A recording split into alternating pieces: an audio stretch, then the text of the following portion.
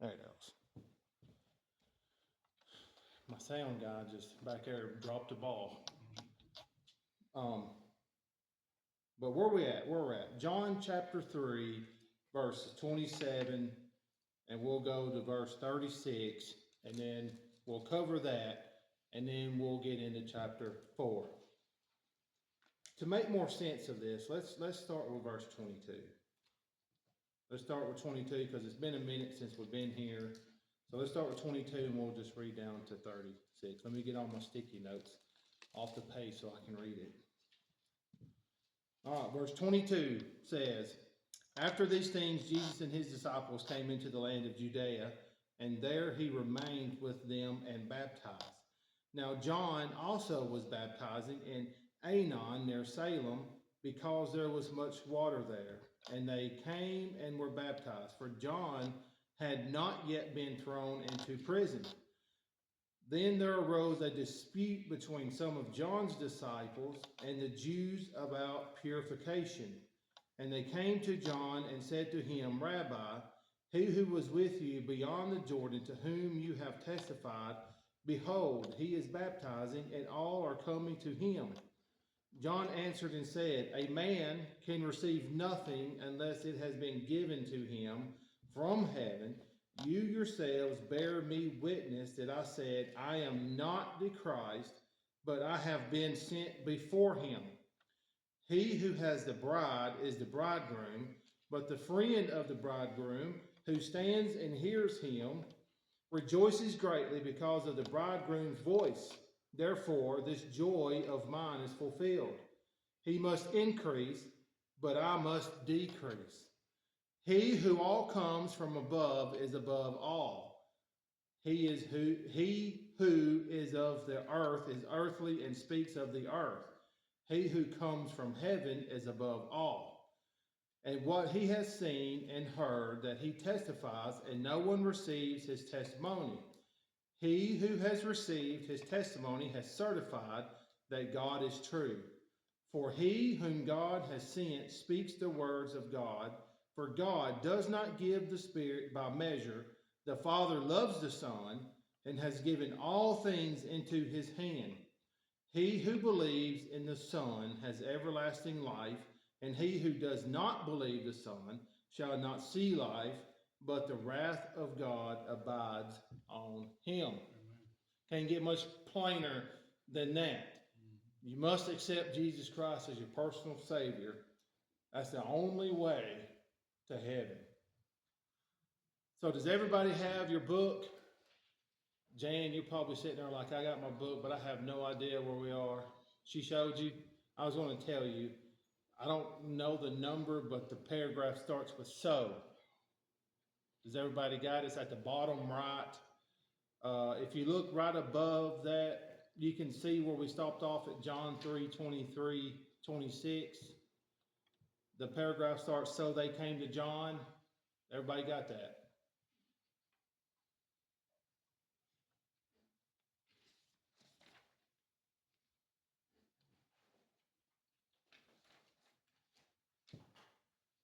It'd be on your right. Well, I don't know. Some printed front and back, and some of them just printed on the front. You got it? So we're at "so." So they. So let's go through this together. So they had come down, is that the one? So they came to John.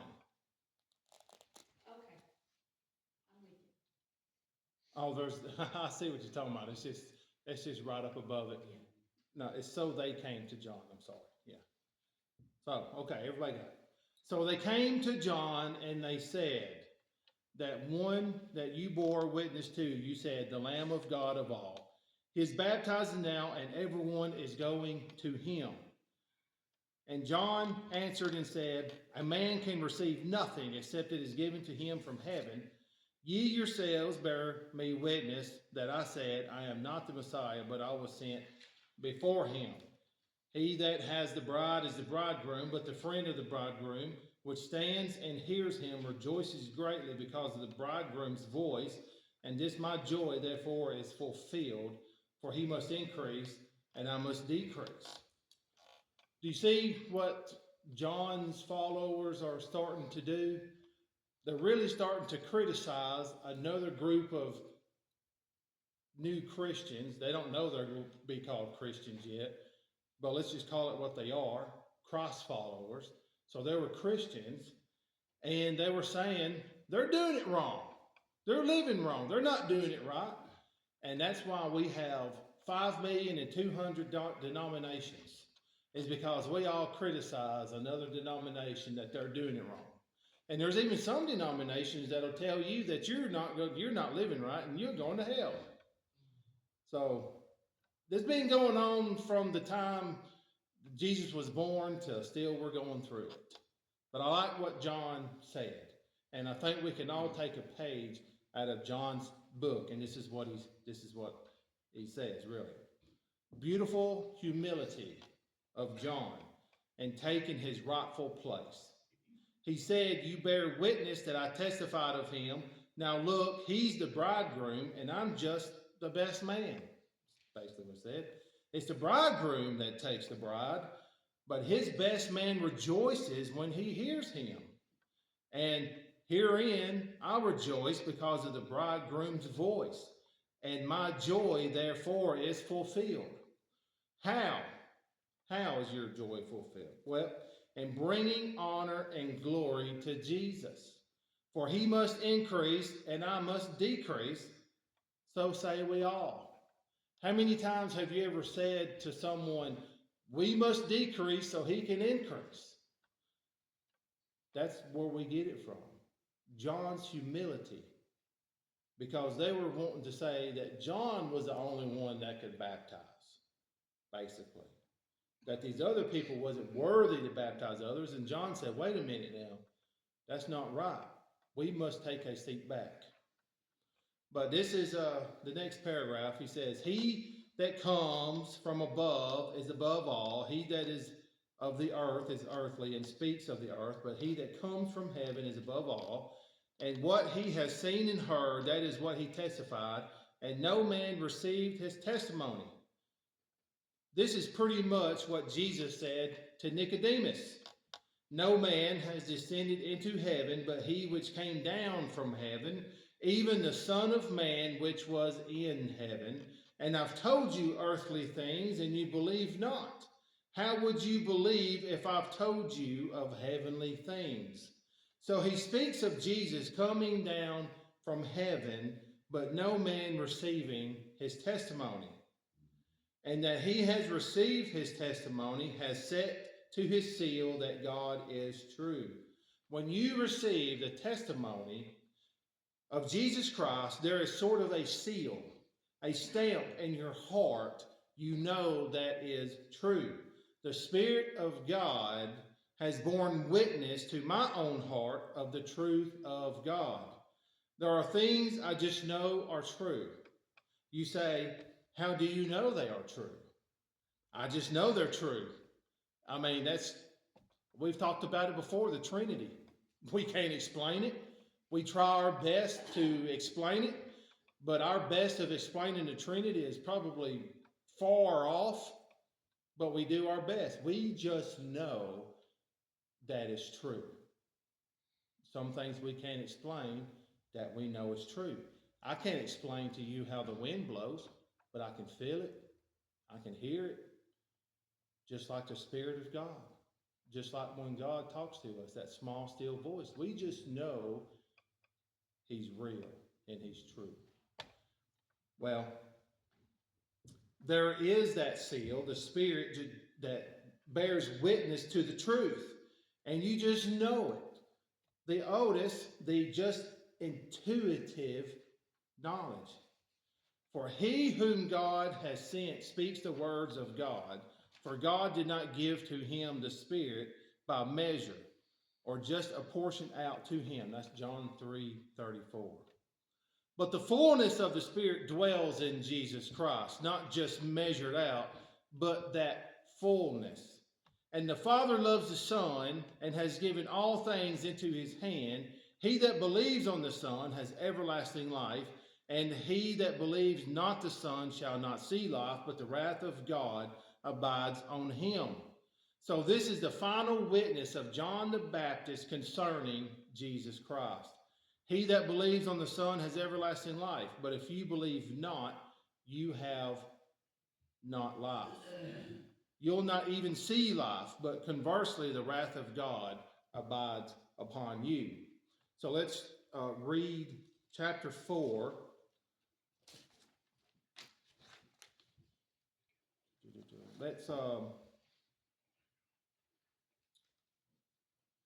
Let's just read.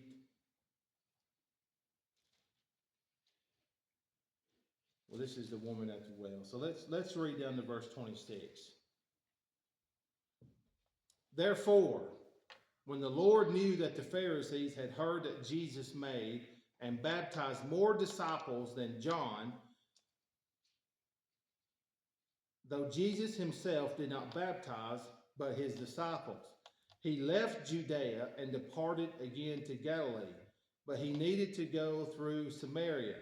So he came to a city of Samaria, which is called Sychar, near the plot of ground that Jacob gave to his son Joseph. Now Jacob's well was there. Jesus, therefore, being wearied from his journey, sat thus by the well. It was about the 6th hour. A woman of Samaria came to draw water. Jesus said to her, "Give me a drink." For his disciples had gone away into the city to buy food. Then the woman of Samaria said to him, "How is it that you, being a Jew, ask a drink from me, a Samaritan woman? For Jews have no dealings with Samaritans." Jesus answered and said to her, "If you knew the gift of God, and who it is who says to you, 'Give me a drink,' you would have asked him, and he would have given you living water."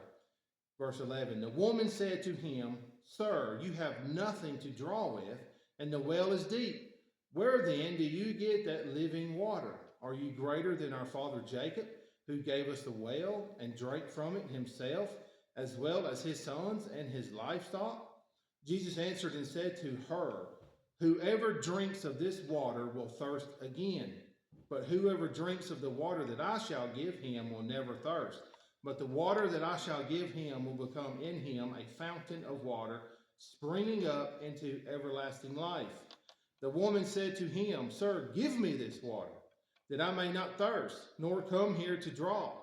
Jesus said to her, "Go, call your husband and come here." The woman answered and said, "I have no husband." Jesus said to her, "You have well said, 'I have no husband,' for you have had 5 husbands, and the one whom you now have is not your husband, and that you spoke truly." The woman said to him, "Sir, I perceive that you are a prophet. Our fathers worshipped on this mountain, and you Jews say that in Jerusalem is the place where one ought to worship." Verse 21, Jesus said to her, "Woman, believe me, the hour is coming when you will neither on this mountain nor in Jerusalem worship the Father. You worship what you do not know. We know what we worship, for salvation is of the Jews. But the hour is coming, and now is, when the true worshipers will worship the Father in spirit and truth. For the Father is seeking such to worship him. God is spirit, and those who worship him must worship in spirit and truth." The woman said to him, I know that Messiah is coming, who is called Christ. When he comes, he will tell us all things. Jesus said to her, "I who speak to you am he." Boy, ain't that a way to tell someone that you're God incarnated. I mean, you're sitting there talking. He said, "Woman, you are talking to him that you speak of. Now, draw me some water." I'm sure he didn't go that way, but could have been easy. But chapter 4, you see on your page, now when the Lord knew how the Pharisees had heard that Jesus made and baptized more disciples than John, though Jesus himself did not baptize, but only his disciples. Now this can mean one of two things. Jesus baptized not, but his disciples, or he only baptized his disciples, or he didn't baptize at all. It was only his disciples who were baptizing. So you have a choice. But when Jesus heard that the Pharisees heard these things, he left Judea. Now, I will put my 2 cents in, and I'm going to say that he did not come to baptize, just like Paul said. Paul said, I'm not here to baptize. I'm here to lead you to Christ. And that's what Jesus was doing. He was here to tell people that he was here to save the world. Baptisms was left up to other people. Okay. The Pharisees had heard now that he was baptizing even more than John, so he left the area of Judea, the area near Jerusalem where most of the Pharisees hung out, and he departed and went again into the area of Galilee. From Judea on into Galilee, and had gone through Samaria. For Samaria lies between Judea, Jerusalem, and the Galilee. The area of Samaria lies between the two, through the middle part of the country. Now, he came to a city of Samaria, which was called Sychar, near a parcel of ground that Jacob gave to his son Joseph. Now Jacob's well was there. Jesus, therefore, being wearied with his journey, sat on the well, for it was about noon, thus the 6th hour. And there came a woman of Samaria to draw water. And Jesus said to her, Give me a drink. And the disciples was away to go buy meat and drink. Now, what is really interesting about this woman going to the well at noon is that it was a far journey to walk. And you have to think, you're in a wilderness. A wilderness is a desert. And so this woman is going to draw water from this well in the dead heat of the day. That was unusual. You either went early in the morning or you went late in the evening when the sun was going down, where it wasn't so hot of a journey. So it's awful. It's not funny and it's not a coincidence, but Jesus knew exactly where to go and where to be so that he could proclaim his name. Because what did she do?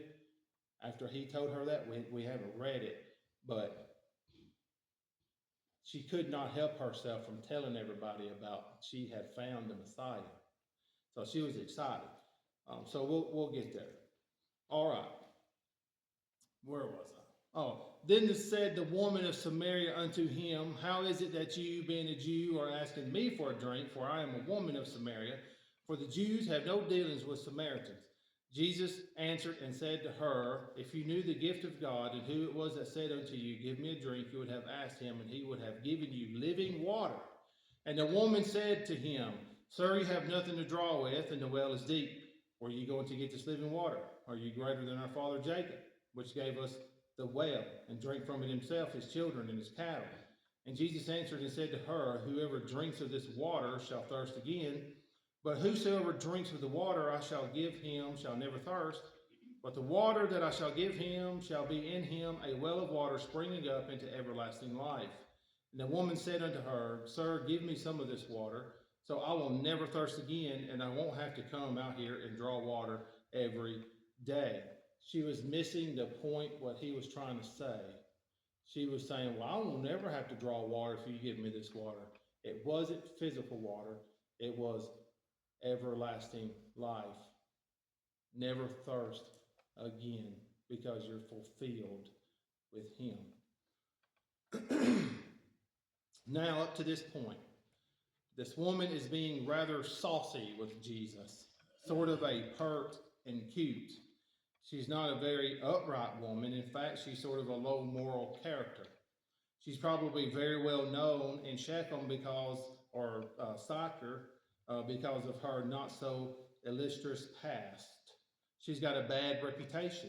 She's probably known as a flirt and available, and probably that kind who is pretty worldly wise and able to handle men pretty well, and that type which every man is sort of a challenge.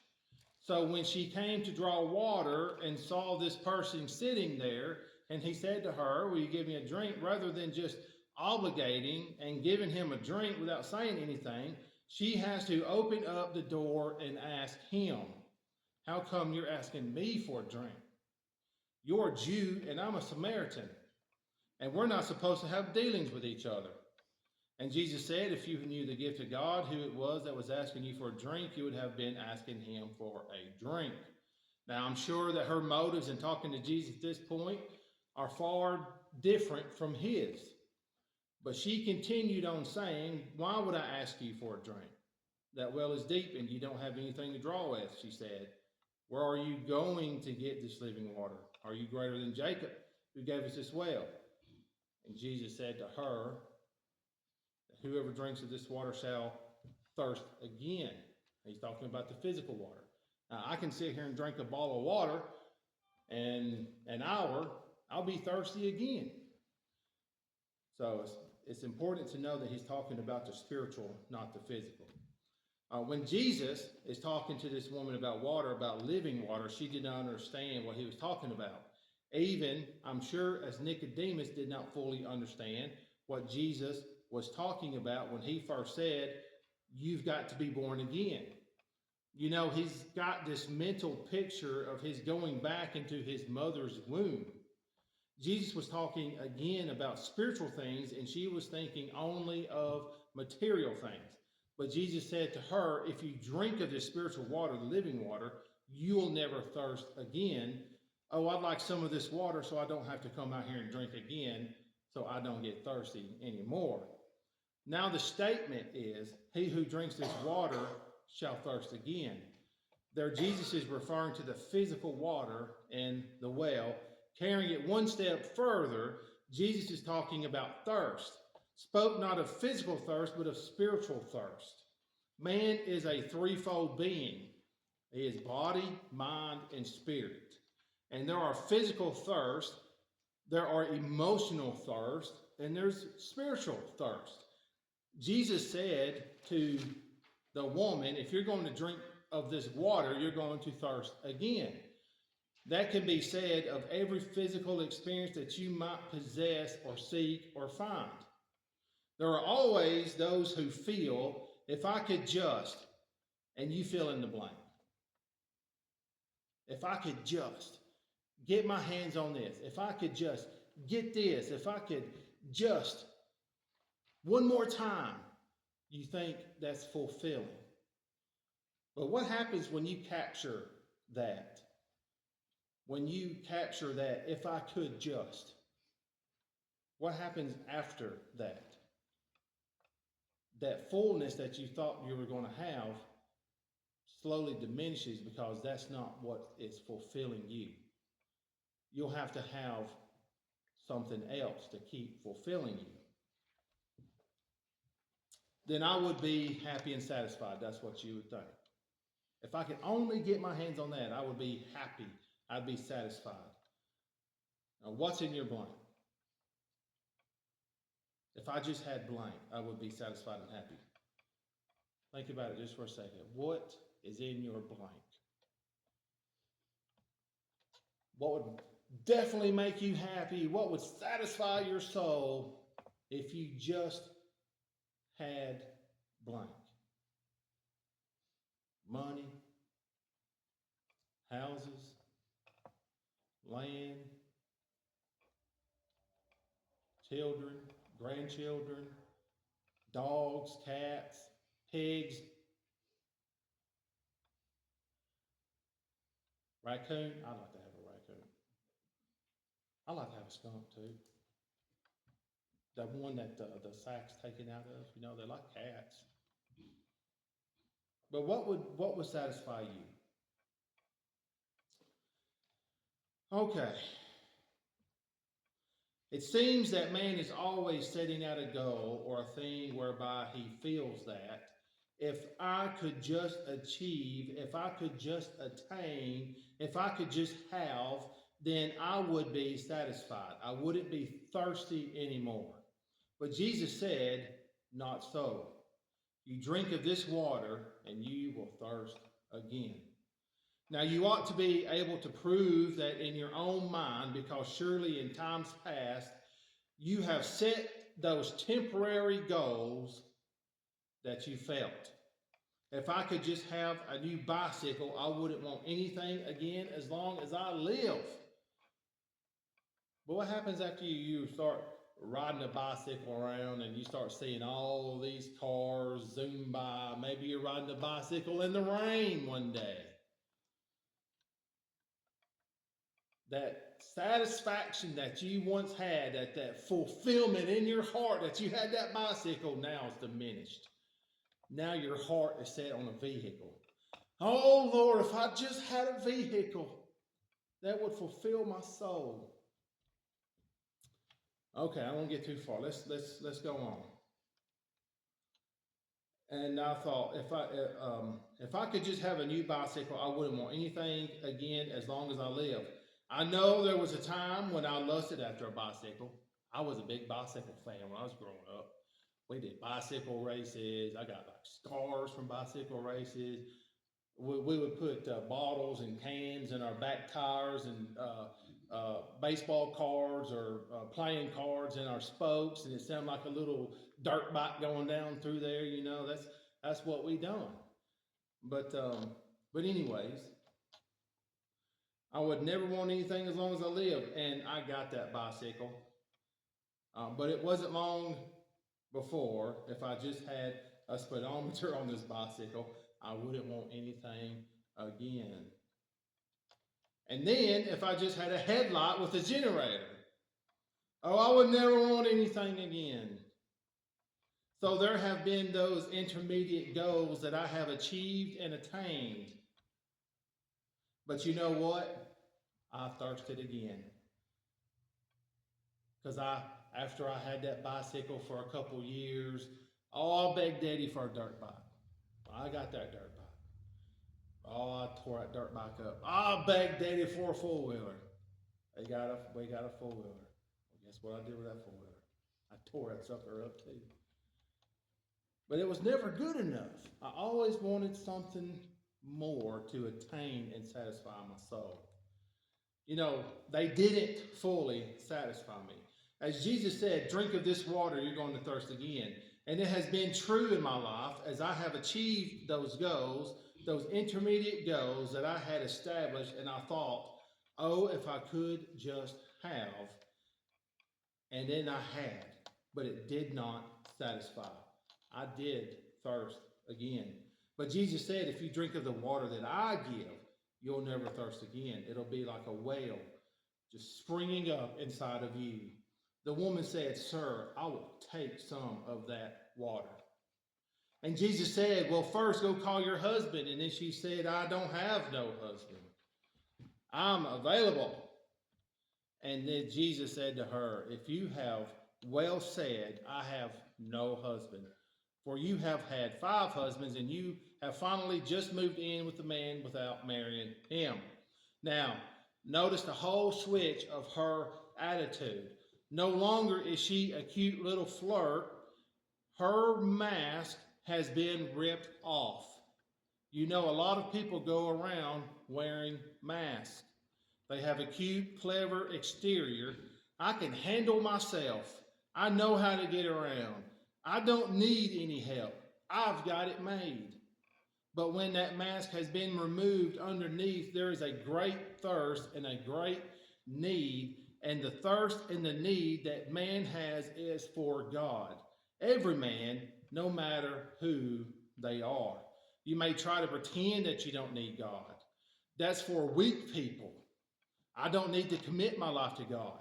I don't need God. I can handle it. I'm able to make my way in life. The battle is for the strong, and I am strong. I don't need help. And you may put up a very tough, formidable front, a mask. But deep down inside, every man's heart is crying out for God, no matter what kind of front you may be putting up. And when Jesus took away her mask, when suddenly she realized she wasn't kidding this fellow, he's looking right inside of me, and he knows what is inside of me. He knows the truth about me. I'm not fooling him at all. The mask was gone. Her spirit was open and naked and revealed, and she knew it. And so suddenly the whole attitude and tenor changed. And what is her question? Our fathers worship in this mountain, and you say in Jerusalem is a place where men ought to worship. The question was, where do I find God? Our father said we find God in this mountain. You say we find God in Jerusalem. Where can I find this God? I need God. And down deep inside of every man, there is that haunting question, where can I find God? Because we all need God, no matter what kind of front we may be putting up to others. Down deep inside, all of us need God. And there is that cry of our hearts, where can I find God? And so her whole attitude changed. Sir, I perceive you are a prophet. Our fathers say we are to worship God in these mountains. That is in Mount Gerizim, which is there in Samaria, the mountains upon which the tribes of Israel stood on the top and pronounced God's blessings when they came into the land, opposite to Mount Ebal, where the curses were pronounced. And so the Samaritans, those people who inhabited the northern province after the Syrian captivity, those who were not accepted into Judaism when the Jews returned from the Babylonian captivity because they could not prove the purity of their lineage, who had intermarried with the people brought into the land by the Assyrians, sort of half-breeds, if you say, were called Samaritans. That's why they were hated, because they did not know what kind of lineage they had, so they were outcast. And because they were not allowed by the Jews in Jerusalem to help with the temple or to enter into the worship there, they began to establish their own worship center on Mount Gerizim, making their own sacrifices there and creating quite a breach between the Jews and the Samaritans, not dealing with each other. And they began to say that it was on Mount Gerizim that Abraham had offered Isaac. And they also affirmed that on Mount Gerizim, Solomon had built the temple, that this is the place to worship God. And they would discourage the Samaritans from going to Jerusalem to worship God. God is found in this mountain. God is worshiped in this mountain. Now, even to the present day, the Samaritans, and of course they have dwindled. There are only about 1,200 Samaritans left in the world, and they are fast passing off the scene because of the inbreeding. Most of them are sort of on the lunatic fringe because they won't marry outside of those close-knit group, and so the intermarriages are too close, and there's not been the infusion of outside blood. So you've got idiocy going among them now, and they are fast passing away. But to the present day, they still offer a sacrificial lamb on Mount Gerizim to the present day. They still affirm, those Samaritans that are left, that Mount Gerizim is the place where men find God. But basically, her question is, where can I find God? And that's the question that burns in the heart of every man. Mark your page right there, and that's where we're going to come back.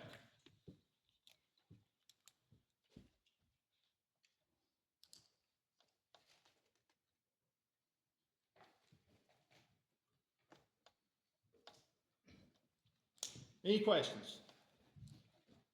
It never says that she acknowledged that Jesus was the Messiah, though, did it?